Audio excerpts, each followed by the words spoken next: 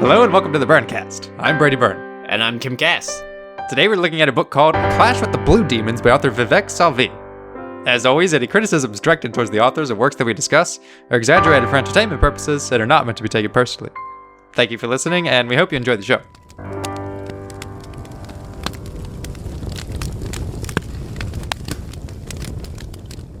Let's talk about A Clash with the Blue Demons. Let's talk about A Clash with the Blue Demons. What a clash it was, really. Yeah. An interesting book, not just because it is, interesting and it's crazy, but it's also good and bad at the same time. Yeah. That's the conclusion that I got from it, is that it is both terrible and amazing. Yeah. It left me feeling very confused. Yeah, this is sort of a mixed bag. So this is the first book in a series called The Winds of Blazame, and it is by an Indian author. And it's very clear that the book is written by someone who's not a native English speaker, which of course leads to a lot of confusion in the writing and the dialogue. But it's actually not that bad considering some of the native speakers we've read, which are terrible. It kind of puts other people to shame, really, that, this man has put in so much effort and produced something like this in not his native language. And it just makes me want to go back and slap other authors even harder than I already have. Oh, yeah. Because, honestly, come on, guys. Vivek has done something that you guys just put in more effort. Just come on. And effort is the operative word here, because this book is a very strong effort. Oh, yes. Now, effort by itself does not mean that something is good. No. It just means that they tried very hard to make it. It is a passion project, and I want to restate that. It's a bloody good passion project. I mean, it is so enjoyable to read something that the creator was excited to make. Yes. And it's the same when you're listening to someone speak. If someone is saying things and they're passionate about it and they're excited about it, you're listening, you're in it, because you're like, whoa, what is this guy so excited about? And it's the same thing when you're reading someone's work. If you can tell that they have put in their life into this, then you're there. And it doesn't matter how bangled up it is or damaged or stupid, you're like, wow, you really care about this. And that makes me care about it too. Yeah. So props. I really think that is a massive underlying thing that carries through this book with a lot of heart. Yeah, and this book, it does have an enormous amount of heart.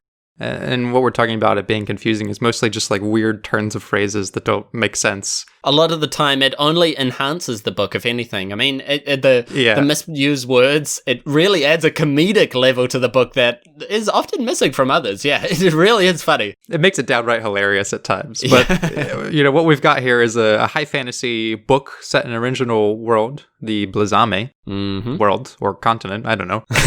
And this book kind of has everything you could want in a high fantasy. It's got political issues, it's got romance, it's got stealth missions, giants, wizards, sword fights, magic, journey on the high seas, magical puzzles, tests of strength, tests of faith. It has magic, but not like, the magic is still auspicious in the way that it's like there are only a few people that really know how to use the magic, and it's sort of within the context of the story, it's still a mystery. You hear soldiers going like, magic? Like what? Like how? And that means that you're also like, oh, okay, so it's not just like, anyone can learn magic, and why wouldn't they use it if it was just so powerful? The story feels itself believing what rules it's giving. And it's fun magic. This is like wizards shooting laser beams out of their eyes and shit like that. Yeah, it really is. And in the words that are chosen to describe the magic, it's also great because it's like a massive fire beam and then another fire beam, and that's just classic. It really is. So pretty simple premise here. As simple as it gets here, the book, one of the opening lines is, "The fight between the good and the evil has been there since the ages of the kings and the wizards." And you're hooked. You're like, okay, I understand that, Yeah. It might be, blatantly hard exposition done with very, very simple words, but at the end of the day, you understand. You're like, okay, So the fight between the good and the evil has been around since the kings and the wizards. You don't actually need dates or times or anything else like that to describe what's going on. You just assume that it's been a long time and that these forces have been fighting for that time as well. And the book also stresses, using its writing, that these are not just like abstract ideas of good and evil. Those two words are always fully capitalized, meaning that those are the two big factions. It's literally the good, which is not just an abstract idea. That's a group of people versus the evil, another group of people. Yeah. Which is amazing. It really is. And the characters within the story also understand that context. It's not just in narration. Yes. The characters also mention the good and the evil. And there are two sides, and you better choose what side you're on, because it's very quickly going to get you either chopped in half or made a king. It really is quite distinct. Honestly, kind of refreshing in the way that these stories go. If you start your story off and it is literally the first line, the fight between the good and the evil, and you're like, I understand what's going on. Yeah. Oh my God, let's go. Let's move along. And in the terms of bad books, brilliant. No, good job. So that's your premise. You've got an evil dark lord named Suko and a valiant, benevolent wizard named Finaq. And on each side is some different faction. Evil people got blue demons, good people got kingdoms of men. And that's basically it. And Suko represents more than just evil. He represents totalitarianism. He's the all-ruler of the evil. Whereas the good is represented by multiple kingdoms. Finaq is not a despot or anything like that. He's just a wizard. He just represents the good in its... in its goodness.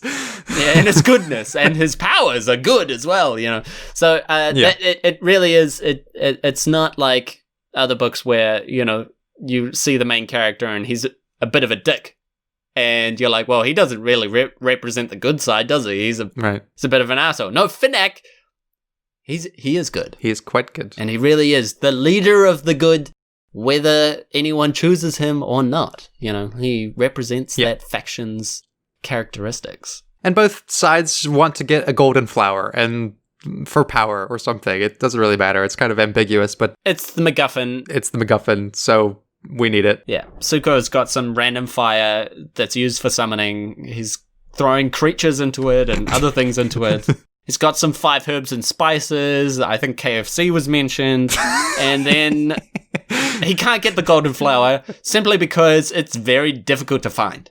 And then the story begins, really. And now, we said that the premise of this is very simple. It's very clearly set up, but the problems that the book gets into is that, I would say that story is introduced, but it doesn't actually start until much later. The book is like a dump truck without a load. It's so front heavy that it's weighing itself down needlessly. Yeah. I mean, it's incredibly... You're watching and you're like, oh God, no, is this going to be another exposition-filled trash fest? And you're worried about that.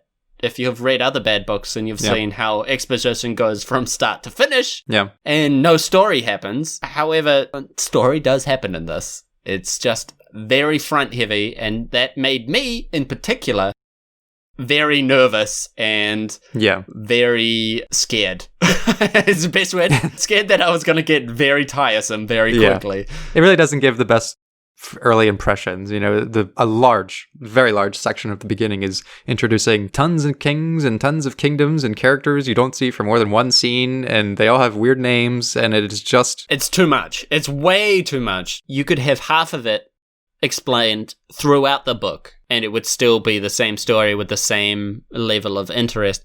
And yet you get double that amount, and it's all in the beginning, and you're like, no, please don't. Yeah, so it's front heavy, but I'm glad I didn't throw the book out after reading the first chapter or so, because it did deliver.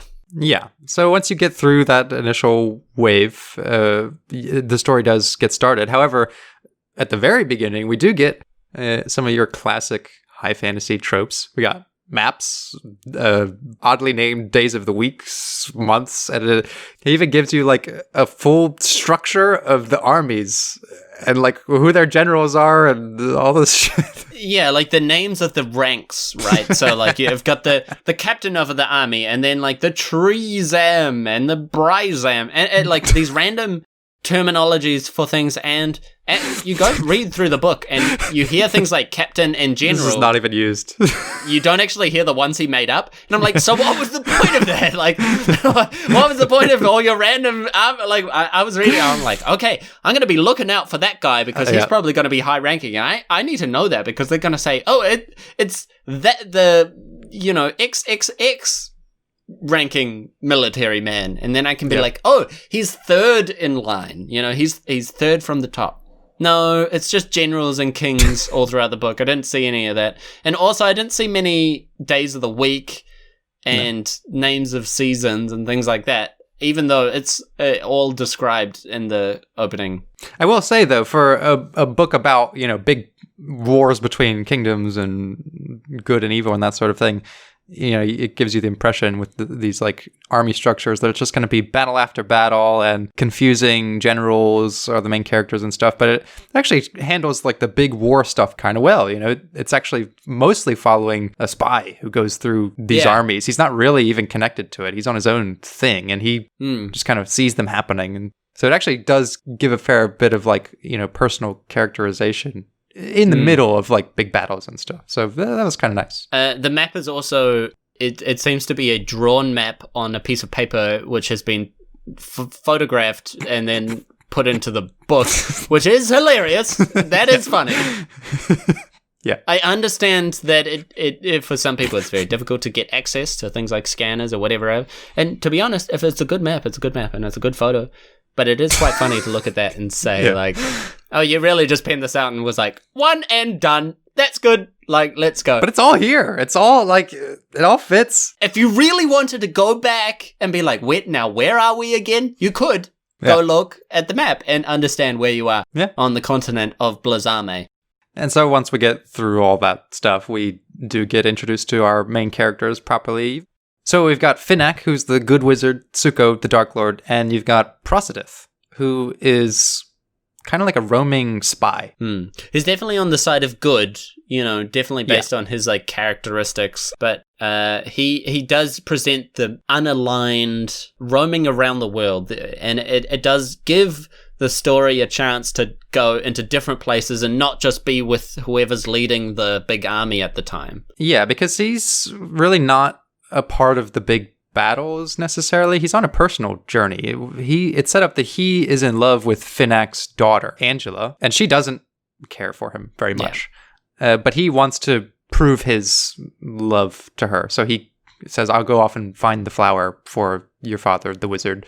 And that just kind of sets him on his quest. So it's kind of like a personal venture, and he is technically on the side of good, but it's not really important as far as the big factions are concerned. And even though he is on the side of good, he is constantly running into trouble with the good side's forces. Like he's being thrown out of cities, and he's being captured and things like that within the good side, but he's still kind of a good person, therefore he is on the good side still. Yeah. So we see Finaq doing some battle with the blue demons or the evil people, and he gets into a big magic fight where they're flying in the sky and doing flips and shooting lasers and stuff, which is all kind of fun to read. And then he loses the battle, and he's like incapacitated. That's why the good people need the flower to resuscitate him. Yes. And Prosidith says, I'll go find the flower for this woman I love to bring her father back, and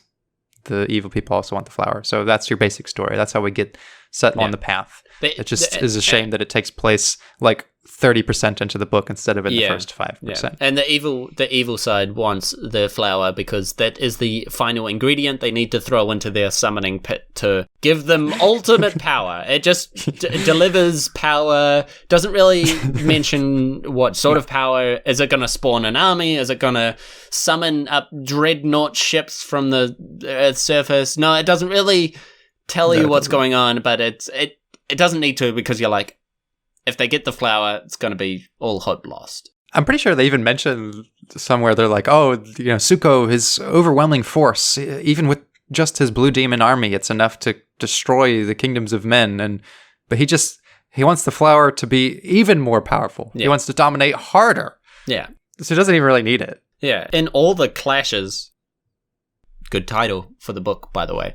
In all the clashes with the blue demons, the blue demons are certainly not a foe to be trifled with. They the enemy is not easily brushed aside by the heroes, unlike all of the other books we read, where the heroes just literally gun down or shoot down or strike down enemies willy-nilly, regardless of the threat that they seem to present. Yeah. No, the enemy in this is definitely intimidating. I'll give him that at least. Yes. Now, we've talked a little bit about the setup of this book, the main characters, some of the genre themes, and I did mention there were 3 main characters, but they're actually not the most important part of the book. Oh, no. Why don't you tell me who the 2 main characters really are? Well, beside Finaq is his trusty mount, Abrax. Yes. And beside Prosidith is his trusty mount, White. Yes. Now, Abrax is a dark steed. He's majestic. He's already hardened by battle, and he's commanded by a leader of men as it is. So Abrax is already well known. He's a massive horse. He's powerful. Everyone that sees him is like, holy shit, that's a big horse. Like, yeah. And the horse is like, it's just everyone in the story, enemy and friend, acknowledges the fact that Abrax, damn. Like that, like they're either intimidated or impressed or just mentioning him to other people offhand. That is one powerful horse. Yeah, yeah. Like they'll be talking about Finaq, but they'll also bring up that he has a really, really good horse, and and you're like, damn, I must be pretty good. And it's not just that it's mentioned, but Abrax has many adventures of his own, and White has many adventures of his own. Now, the horses in this, it mentions at some point later on in the story that it literally says, it is a shame that humans cannot understand animals.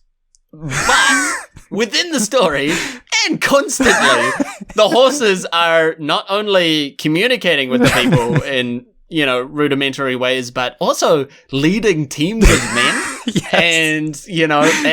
and showing their disgust to other things and outright thanking random plots of animals, which is at all times both hilarious but also just the best part of the story and what the story was really about. It wasn't about good and evil. It was about man and mount. It was about humans and their steeds and the connection that you can have with your animal and how much that is so important to not just who Abrax and White and Finaq and Prosidith, they are not themselves without their steeds. It's true. Beneath the cover of a high fantasy adventure and all the tropes that are contained within is the real core of the story, which is an equestrian romance, really. We're not talking about some sort of fairy love affair. No. This is pure love. This is absolutely not sexual. It's I love this horse. He is part of me. I ride him everywhere, and he is my best friend. You get multiple scenes where, like, that's just shown. Prosidith is like, I love you, horse. Like, you, White, I love you. Like, and White will like do a whinny or stomp on his foot in a joking way. And it's just, you're reading it and you're like, this is so silly, but also so wholesome, and I really appreciate it. Now, these are non-verbal horses. They don't speak in any sort of human language, but they do communicate. And they are, by all means, sentient creatures. We get introduced to Prosidith's horse that says, Prosidith lived alone in a small house at the outskirts of the city of Agates. He had one companion, and that was his horse, White. He used to call him White. In all caps. No, he still calls him White. The capitalization of the White name. Just It's like, okay, I get it. He's white. Like, I get it. And it says, he stole the horse from the stable of the general of Tikaro. The horse white like milk, fast like wind, loyal to his master to the last breath, was at the house of Prosidith. White was unaware about the latest happenings in the life of his master. The house was surrounded by the king's soldiers. They were aware of the bond between the two. The poor horse came under a house arrest. It's like the horse is like, oh damn, I really don't know where my master is. And these soldiers around it, I'm in house arrest. As if a horse would even comprehend what's going on. You would think a horse is just tied up in the stable eating hay and just doesn't really care so much about what's going on around it. No, not only does this horse know that it's under house arrest and apparently not allowed to leave, but also that he's frustrated that he doesn't know what's going on with his master and where could he be? He shouldn't be gone for this long. Now, in the opening scene, when Abrax, the horse, and his master Finaq go into battle, and Finaq loses the fight. He goes down, and Abrax is there, and for some reason the demons don't attack him. Abrax just is there, and he's really mad and unhappy that his master has been defeated. But one of the demons looks at Abrax and says, "Your master is dead." Raruv laughed, and so did the demons. Abrax looked at those filthy creatures with disgust. It's like Abrax is the only one left around, and the demons are talking to him as if he can understand what they're saying. And it's presented as if Abrax is more human than most of the. He's more human than the soldiers. For sure. Definitely. Make no mistake, Abrax has his own agency in this. He's not just an extension of his master. He plays big parts in battle scenes. It'll say Abrax was galloping and he was fast, very fast. It was difficult to match his speed, and they were soon attacked by the demons. Abrax was saved by his tremendous speed, but the other horses were not Abrax.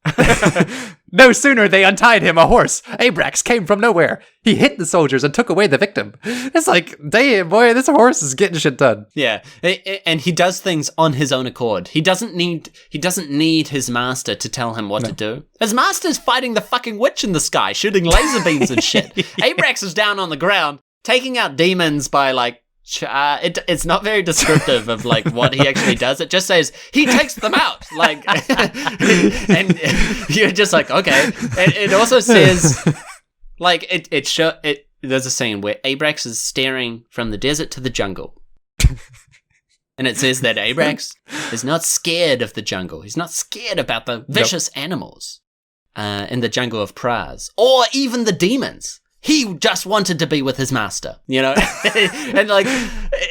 you just imagine the horse standing there valiantly staring into the forest and being like, I don't care, I need to be with my master, and just charging in and just somehow, even though it's so silly, it works. You follow these horses and you're just like, I'm there, I'm in, I'm there. Abrax is such a major character that he even gets his own chapters named after him. And it's not there's a group of people and Abrax is there. It's no, Abrax and his team. Yeah. He's the main character. So Finaq is taken down and Abrax stays with him for a while, then leaves to go get help, right? So he realizes that Finaq is not dead, but he's in sort of a comatose wizard state. It just says that Finaq has gone into a cocoon of fire protection and that anyone that touches him will be burned. It's great, great choice, Finaq. And then Abrax runs off. Yeah. And he goes and finds Salon, the prince. And Finaq's daughter, Angela. Who is the lady that Prosidith is in love with. Now, Abrax goes, they have a big, kissy, huggy, crying moment, and Abrax does some, oh my god. They ask him, they're like, do you know the whereabouts of your master? And it says, Abrax neighed, shook his head as if saying yes. and later in the book it says that animals and humans can't communicate, even though right now it's saying that they can. There's no Abrax understands English perfectly.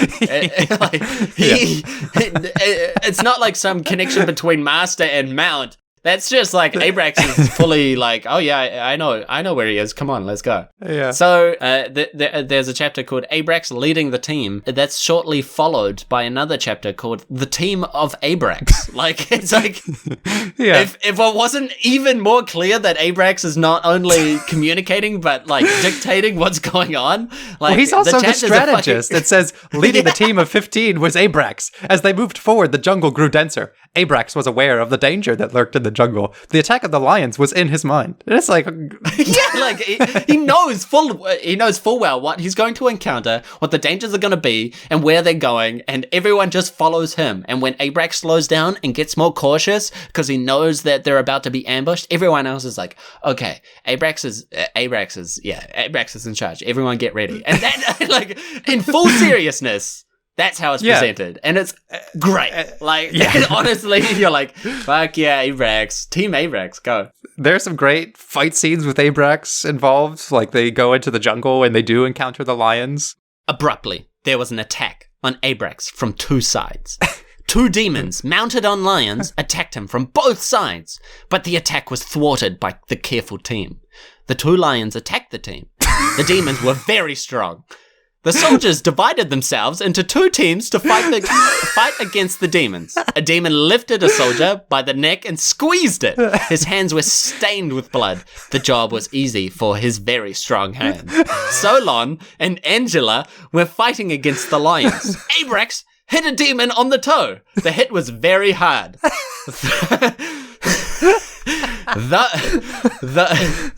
Though fighting with great valor, the lions were proving mightier than Solon and Angela. They were unable to help their soldiers.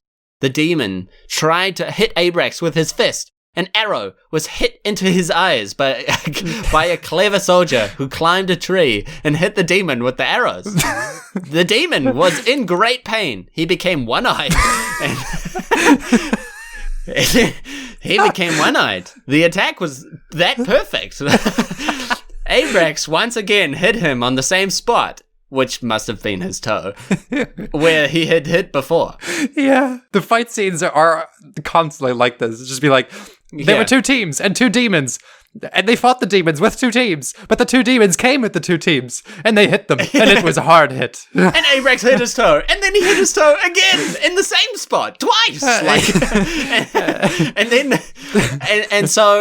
the jungle elephants come to save them. They are, and it seems that the world is really separated into two sides, even between the animal kingdoms. Lions are bad, elephants are good. The elephants come rushing to save the heroes, and they take out the lions in a fantastic display. And once it's all over, Abrax, and this is a direct quote, Abrax looked at the elephants and thanked them all. And you're like, okay, so what did he do?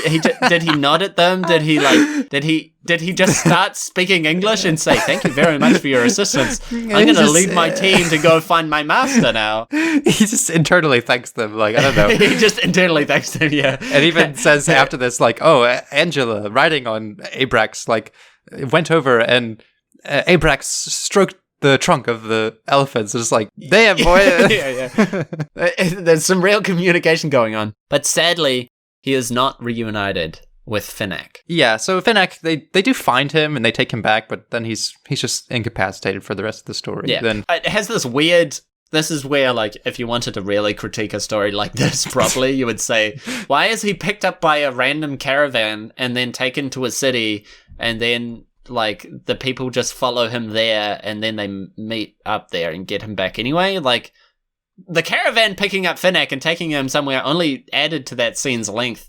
Or, like, there were multiple chapters of, like, the caravan finding him and then taking him, and then Abrax looking for him. And it was just like, what is this all for? Because eventually they just meet up and, you know, Finaq's unconscious still, and back. It just didn't make any... It didn't move anywhere. This book is kind of the apotheosis of, like, you need to edit this stuff down. You can cut out, like... you can cut out, like, 30 of the chapters in this and still have the same story. Yeah, at the same quality as well. There are multiple multi-chapter side quests with characters who really don't do anything. Yeah, and you're just wondering, like... should I be skipping this? Should I be paying attention? Because, and especially because you have this big exposition block in the beginning, you're not really sure who the main character is, you know? Like, because Prosidith doesn't really come into it, like, until, like, 40% through the book, or 30%. Yeah, well, it's kind of weird, because, like, he's introduced in one of the early chapters, but he's introduced aside, like, 90 other characters, so you don't know that he's a main character. It's only like way later in that we return to Prosidith and no one else. And you're like, oh, well, I wasn't really paying that much attention at the the so I didn't know that he was important. To be honest, I thought the whole book was going to be about Abrax now, and now his story is basically over, and now I'm following Prosidith. And so you got two arcs here. You've got the Abrax arc, and you've got the White arc. Yeah, and what an arc it is. Oh my god. What an arc it is. So, White, the horse, is white as milk, and and so fast and so strong, and we get introduced.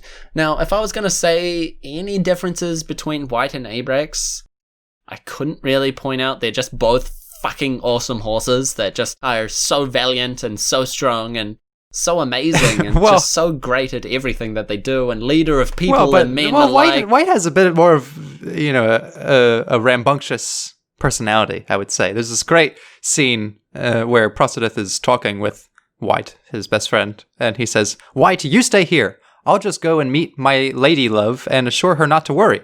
I'll get the golden flower." And it says, Prosidith whispered in White's ear. White moved his head. Prosidith did not understand yes or no. He kissed White and moved on. "Okay, thank you for your yes." White hit him on the leg. "Ouch, it hurts. Please stay here. I'll be back in a short time. Love you." White kept looking at Prosidith. And I just want to point out that is one of many scenes where Prosidith is whispering into White's ear. And also, it's one of many scenes where White hurts Prosidith in like a playful, don't spend so much time going after your girlfriend. Like, it's really like a buddy cop between Prosidith and his horse.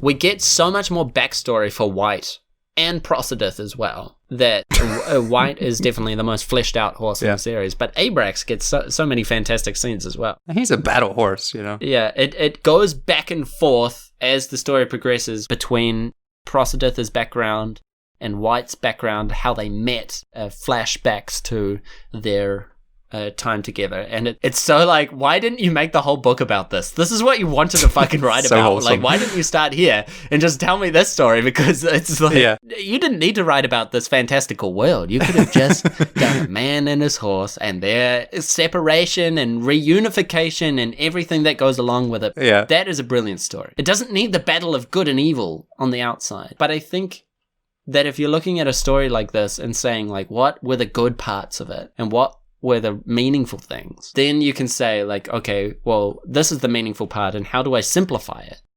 How do I make it more approachable to everyone else? That's what I think, that was like my biggest critique of the whole story. You have this amazing bond, you have this amazing connection, and there are other good parts too that we'll get to. But honestly, Prosidith and White, why not keep it at that? Come on! Like, yeah, and I think the idea here is that, if the big background of the war and stuff was just the background, it would kind of be, as you're saying, like, I think it'd be nice to have this backdrop of the big war, but the main story be about a man and his horse. The problem is that the big background in the war in all these kingdoms is given as much attention and time as the horse stuff, but that doesn't have the same, like, flow and characterization as, like, the horse stuff. All that is just, like, endless characters with hard to pronounce names, and you don't care about any of them. So set that stuff up for context, and then keep it simple, man and horse. But I think he wanted to do them both, and again, it's just about editing this shit down. Perhaps when you sit down to write a story, you're not 100% sure, and especially if you're an amateur writer writing your first thing or something like that, you're not 100% sure what you want the story to be about. And there's a difference between setting and story. You might love a setting, fantastical, sci-fi, whatever it is. Underwater Sasquatch stuff. Yeah, underwater Sasquatch stuff. But what is the story you want to tell? What's the story you're passionate about? What's the connection? What's the feeling? What's the character? All of those things And then if you focus on that, then like you can say, well, I can put that in whatever setting I like. You could have Prosidith and White in a ancient Greek tale that, and just simplify your story down to where you don't need to spend so much time thinking about this and that or where they are or what they're doing. Yeah. You can just easily research that and place them there. Or you could have it in the middle of the Civil War in America. Why not that? They get separated on different sides of the border and he's trying to get back, but there's a war in between. Like, you could do so much stuff with it without... And yeah, of course you could do it in a fantasy setting, but then you have to sort of... I felt like there was a split focus. Yeah. It didn't really know in the beginning where it was going. And then when it figured that out, it became so much better. And I feel like you need to go, and you can start off and say like, wow, I started the story, but wow, the horse and the man, this story is so good. Like, well, why not just take out the first 30% of the book and just start with Prosidith and his horse right there? Like, just start right there, and then, you've got a much better tale. And I think the way to do both of these is, I wouldn't necessarily, if I were going to rewrite this, I probably wouldn't, cut everything about Blazame and that sort of stuff out, because he's already got a way to do both of those. Yes. And that's Abrax. Yeah. You could have used the story of Finaq and Abrax as like the second point of view from White and Prosidith, right? You could have alternated between Prosidith and White. They're doing their own personal stuff. They're not really a part of the war, but they're like in the middle of it. And then Finaq is like on the higher level of scale. He's like friends with the king and blah, blah, blah. And tell both of those stories. You're doing two alternative man and horse bonding series in the same story, one more small and personal, one allowing you to visit the greater background and context without making it about the war. Yeah. And you could have that vary up the scenes also too, with, Abrax, more of a war horse kind of character, White, more of like a, personal companion kind of thing. And that would allow you to do both of those simultaneously. Unfortunately, around the time we really get deep into Prosidith and White's story, Abrax is basically not in the story anymore. He got cut out completely. Like, after his scene where he goes to he gets his team together to go and secure Finaq and gets them back from the caravan, that's it. Like, you don't hear from Abrax again, which is a shame because you want to know what happens. Now, this is, again, the first book in a series, so perhaps in later books, you might see Abrax again, but that is really beside the point, because I don't want to wait until the next book to find out what happened with Abrax, Yeah. Abrax was important to me in this story, and I didn't get to see that. I wanted to see him in the final battle. Yeah. Another conclusion that I drew from this book is that this idea about man and horse, it came sort of through in Finaq and Abrax, and then that sort of arc ended and he moved on to his character that he knew he wanted to write, Prosidith. But then you should have combined the man and horse character arc and bond and story into one thing. Don't give me 2 chapters of what a horse is doing to get back to his master, and just take that out, and shorten it, incorporate it into White's tale,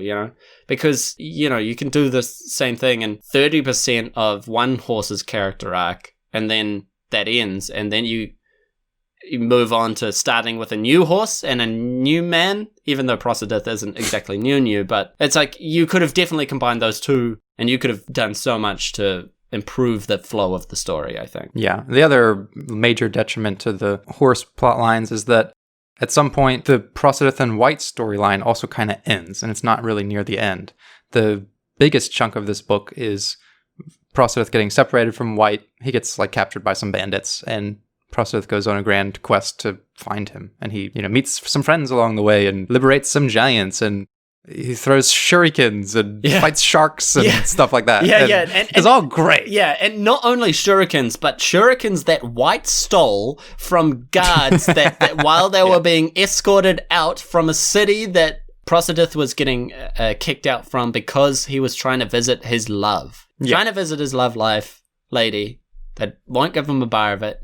They get captured, they get kicked out, And as they're exiting the city, White the horse, like, somehow, like, reaches into the pockets of the guards as they're walking through the market and, like, steals multiple items, which then Prosidith uses to effect in later scenes. And it's like, oh my god, this amazing. much thought into a book. Like, I just wish you had thought about the bigger elements. Yeah. And unfortunately, at some point, he rescues White, and then Prosidith is kind of thrust back into, like, the big war stuff, looking for the flower. And like the journey to get the horse back is over, and then it's like, okay, now we're dealing with like the blue demons and all that shit that just really slows it down. The best parts are when he's on this side quest and he's like fighting sharks and stuff. It says like, this is the fight scene again. The writing is it's so good, confusingly hilarious. It says, missed the target Prosidith. The shark saved herself from the attack. This time Prosidith decided not to attack the shark. He waited for her to attack him. The shark turned back, attacked her enemy who was waiting for her. As the shark came close, he dipped into water, and the sword was into the stomach of the sea predator, reducing her to death. And now, reducing her to death, or you would think that's like a one-time mistake. Oh no! No. Saying someone reduced something else to death is repeated dozens and dozens of times, along with many other weird. Kind of, they make sense, but it's not what you would say at all. There are some that don't make sense at all. There's once or twice, or actually multiple times, when soldiers are scouting. They're scouting, especially in the hills of Titia, right in the beginning, and then a little while later when they return there. I believe that the word that was intended was prone, to go lying down on the floor, to be sneaky, to lie down. And they're like, oh, like, let's watch the demons. I can see them, like, going through the valley and stuff like that. And instead of the word prone, it says prostate. So all the soldiers go prostate. And I just, you're reading and you're like, oh gosh, that's twist. Yeah, I kind of thought this wasn't going to be erotic, but apparently it very much is. Yeah. There's also once or twice when threats of execution are mentioned. It says to be punished to death. And things like that. It's like, damn, that's a harsh punishment. Yeah. Yeah. And there are different versions of this. Sometimes it's just weird use of language. But there are other times where it'll say things repeatedly. So it's not a typo, and it's not like he missed typing a word. It says, like, and there was Finaq lying like a dead on the ground. yes. And lying like a dead. It repeats that over and over. It'll be like, and Abrax tried to return to his master, who was still lying like a dead. And there's even a chapter called Finaq lying like a dead. It's like, what does that mean? It's not like he forgot a word there because it's repeated over and over. And I want to go through again and say, like, it's not like we're reading a book and it's just like, oh, there are typos and misspellings here and there, and you just didn't go back through and read it. I would say that this book is edited in the way that it's like gone through and he's looked for mistakes, but he hasn't registered that those things are mistakes, which makes the writing like just so like funny. It really is. Even though it reads quite easy, especially when it comes to sentence structure and things like that, it's readable. But the word choice and the word arrangement sometimes is all over the place, and that is just so funny. Yeah. Now, White, the horse, and Prosidith have so many chapters of their connection and bond, and it just presents so many hilarious scenes. Now, it goes back into their backstory when they first met, when Prosidith attempts to steal White from the army barracks of the general. And it says that Prosidith goes to release the horse from this sort of stable area. It just says that he goes up to him and like, oh my god, I'm going to let you free. And then he turns around and there's a bunch of soldiers there. Like it's just like, you really didn't plan that one out, did you? And then they say he gets slapped around a bit, but even though he kind of wanted to steal the horse for himself, I guess, he's just so impressed by this majestic white horse that he just says, run away, White, be free from this army barracks. And then he gets beaten up and White comes back for him, basically. And White, it says, White came and stood in front of Prosidith. He looked at him, telling him to run away. He will deal with the problem. But fortunately, or unfortunately, humans do not understand the language of animals. Prosidith patted White on his back, thanking him. They both were new to each other, and some time is required to understand new friends. So this is right before they're about to get beaten up by a bunch of soldiers. Prosidith gets captured and sort of imprisoned for attempted theft of the horse. White is just put back into his stable, really without much consequence, because he's a fucking horse.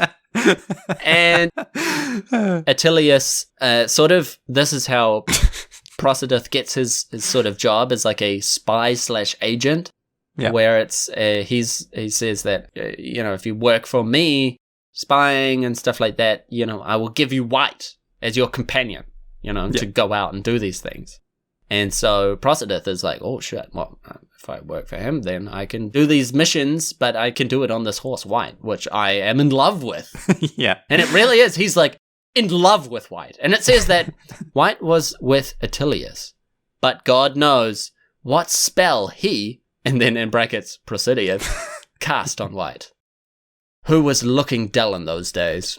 There was some connection. Prosidith would daily remember White. His so-called friends, the pilferers, did not stay with him. They left. But White, he stood between him and the soldiers, endangering his own life for an unknown person. It's like, it's properly set up like that they are good friends. Yeah. Prosidith is thinking about this horse every single day, thinking, oh my god, that is the best, not only the best like animal or mount I've seen, but like the best natured creature, friend I've ever met. And he stood in front of me when all my other people wouldn't. And it's just like it sets it up as the most important thing. And it really is. Yeah, I mean, there are multiple scenes where people are just so captivated by White, even just in passing, that they try to buy White from Prosidith. Yeah, they want to buy him all the time, and he just refuses. Yeah, they're always trying to buy him. And he just constantly tells them, look, this is White, my friend, my dearest friend, and I am no traitor to calculate the value of friendship in gold. It's like, man, that shit melts your heart. Yeah, it really does. And the fact that it comes up multiple times is just makes you really, it hammers it in that White isn't just a good horse to Prosidith, but everyone knows about it. And everyone is fucking jealous. Yeah. So, everyone is like, damn. Once the army chief signs him up to this mission to go and let him loose with the horse, he also sort of encourages training, but it's done in the most wholesome way. Remember, advised the army chief, you have to prove yourself. Getting Sagan, alive or dead, is not the only thing that matters, but how you develop your relation with your companions. Of course, with your mount. That's essential. It's like, the guy is telling him, like, of course the mission is important, but it's also more about how you develop your relationship with your horse. And you're like, in what world would... It's so wholesome. So it's not just Prosidith and, other people who love horses. Like, anytime there's a horse in the scene, people will be like, make sure you take care of the horses. They are my friends. Like, that's the dialogue. It mentions at least 7 times when Prosidith demands to others that they need to save White. It has to be more than that, because that's all that I read and I was skipping over some. Like, once they get separated, he's just like, oh my god, okay, but we need to go and save White right now before we do anything else, because if I don't have that horse, everything's fucked. Like, it's such a major, and he reiterates how, like, in a really dramatic way, and everyone's like, okay, we'll go do it. And everyone signs up on this mission to, well, not everyone, but, the people that Prosidith meets in his adventures, they take very seriously his concern to get his mount back. Yeah. And also, I must have counted at least fucking 10 or 20 times when either Prosidith or the narration goes on heavily about the strength and the beauty of White. You don't just get it from like, White neighs or fights people off or anything like that, but it says White is so beautiful. Yeah. And how strong he is. And he crashes through the city gates and like just explodes into the scene. I love, because he hasn't got many like characteristics to work with in terms of action. So if like the horse is really like upset or really excited about something, he rears up on his back legs and just goes crazy. Yeah. It's just like, there's so many times that happens. But it's important to know that this isn't like done in a silly or a cringy way. Like it is so wholesome and so well developed, to be honest. Like you do get a lot of scenes where their bond is not just narrated, you're not just hearing, wow, they're such great friends, but it's very well demonstrated. Yes. You know, the fact that most of this book is about a man trying to save his horse, you know, despite much greater problems going on, is kind of the heart of the story. Yeah. And that's really nice. It's actually a really good story. It might actually be the best. I'm not saying that this is the best story that like I've read. I found it very frustrating to read, but I think the actual plot, if you look, it might not even be really what the author had intended. I don't think, especially from the beginning of the book, that he really intended to write a loving relationship and bond between man and horse. Mm-hmm.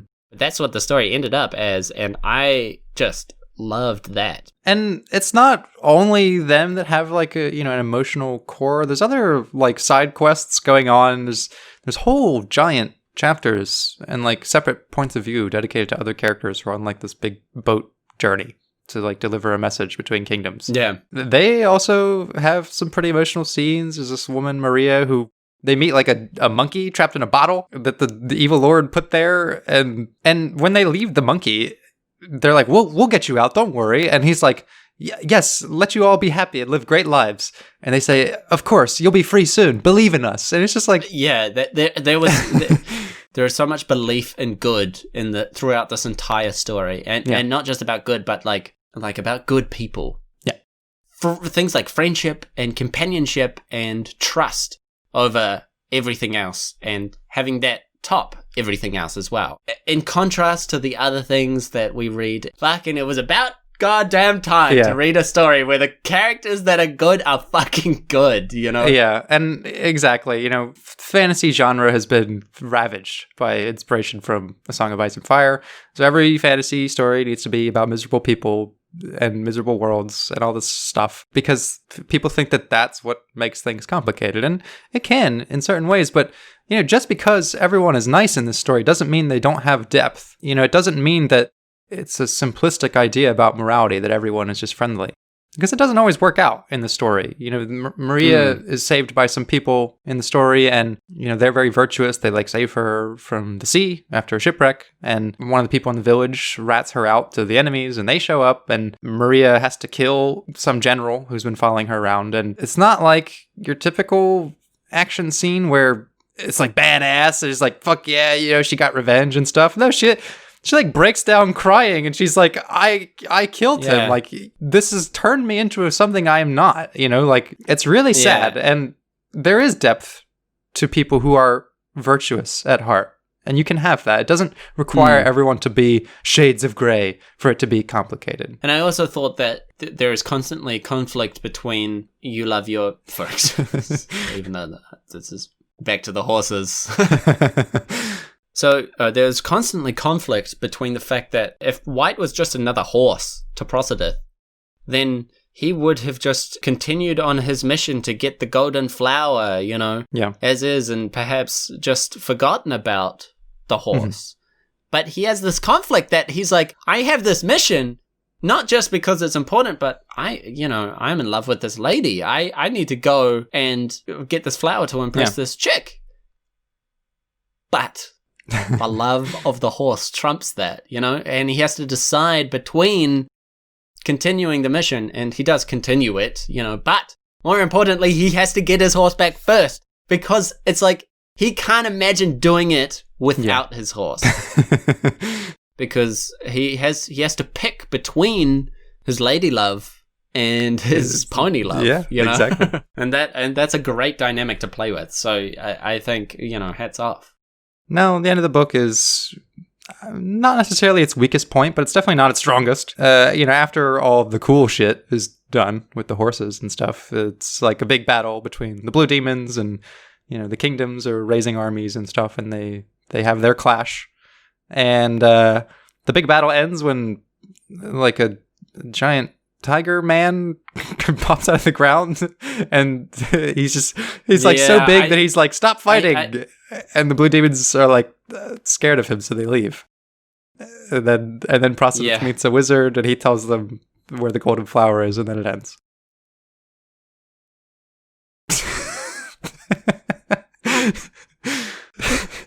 I just wanted fucking Abrax and White to charge in together at the same time to do something crazy, like pick up the golden flower and like thrust it against Finaq at the last moment, and he would arise and turn the tide of battle, or something like stupid. Yeah, so the ending is kind of flat in that way. I mean, I can't fault it too much. It's kind of a Lord of the Rings middle chapter kind of ending. It's like, okay, you know... Yeah, Two Towers type thing, yeah. You know, they're off to take the ring to Mordor and that sort of thing, and they don't make it there by the middle chapter, of course.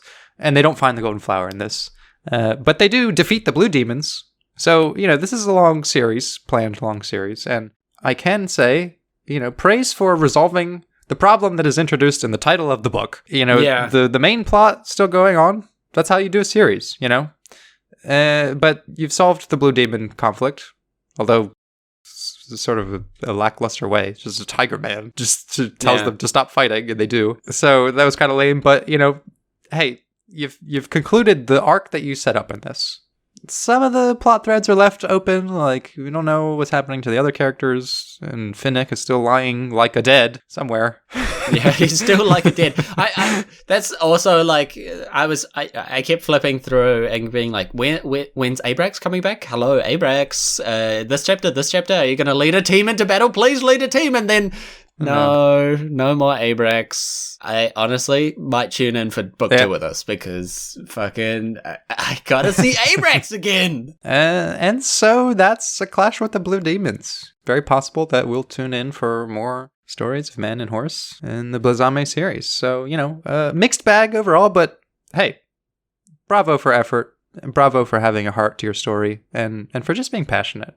It's a very nice book. And not making it about some weird thing that is yucky to read about. And even the romance is done quite tastefully. You know, Prosidith, near the end, he realizes that Angela, you know, she's in love with someone else. I'm going to let her go and focus on my horse stuff.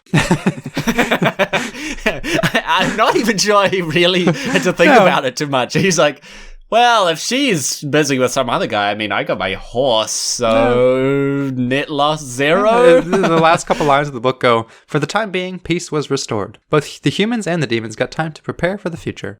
The love of her lady love was standing in front of him, but he was ready to go. He was ready to let her go with the person of her choice. The jungle of Erlonia was calling them. They all raced for that forest. It was a long journey. That end. It's funny because like we tried to talk about like the depth and the character and the heart, and then you read the lines and we're doing so much work for the presentation of this. We're actually interpreting a fair amount of stuff that's not really there. But that's our job at this point. So that's the name is gone. Yes. Now the next book that we're going to read is something of a special one. I've been looking forward to this one for a long time. We found it early on in the piece, and it was such a pacemaker that we decided to push it as far back as we could. And that, for us, was many weeks of let's find other trash that we can shovel in before this mammoth of a book. Code X. Operation Judas Goat. Now, that has to be the best title of any book I have ever read. Yes, we've got ourselves another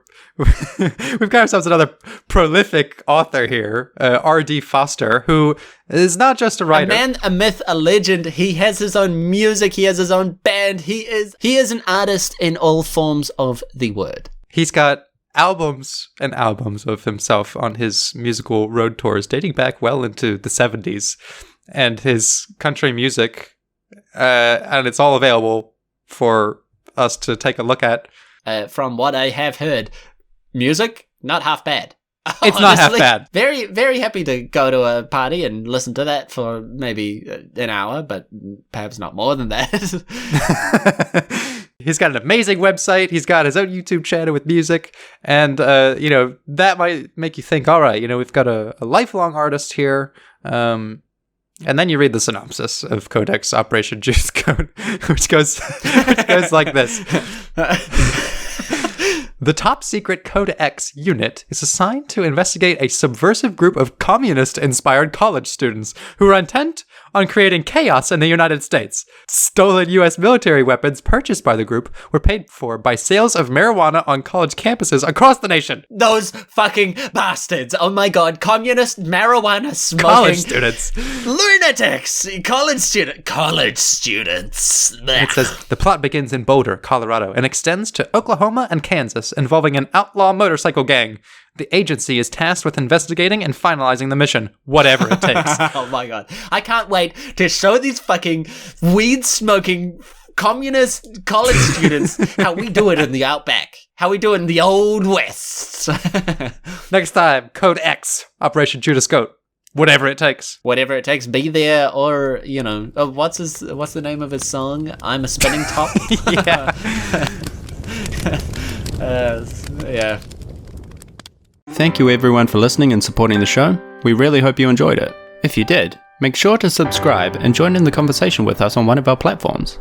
You can support the show through Patreon, and more so, by simply sharing the podcast with your friends. If you have a book you want to suggest, just message us anywhere and we'll consider it for the show. Thank you.